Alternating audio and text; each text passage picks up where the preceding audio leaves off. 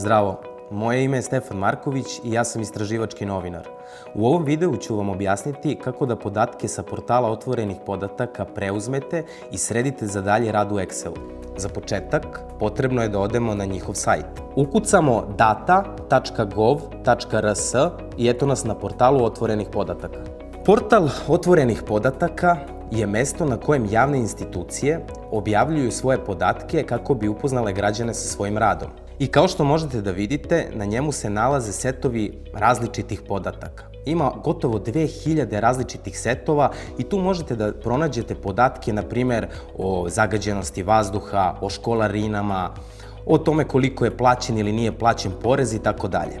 U ovom slučaju mi ćemo se upravo baviti porezima, pa ćemo skinuti podatke o tome koliko su građani bili dužni u 2018. godini za poreze po opštinama. Kao što možete da vidite, podaci se nalaze u Excel formatu i sve što je potrebno to je da ih preuzmemo, otvorimo podatke u Excelu i kao što možete da vidite, ovi podaci su prilično sređeni. Dakle, sve kolone su imenovane, podaci su lepo raspoređeni, brojevi su na svom mestu.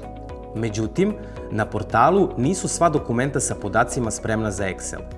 Šta ako želite, na primjer, da vidite kako je Poverenik za informacije od javnog značaja postupao po žalbama građana?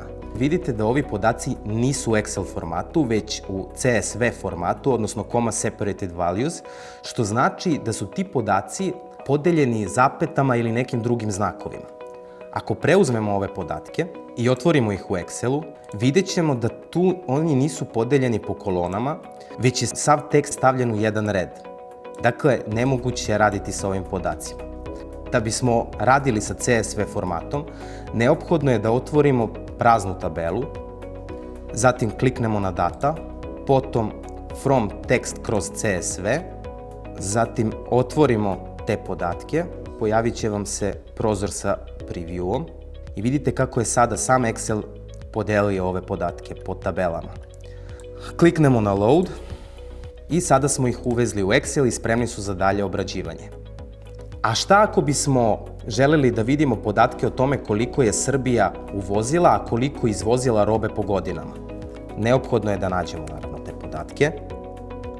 Međutim, šta vidimo? Ovi podaci se nalaze u JSON formatu.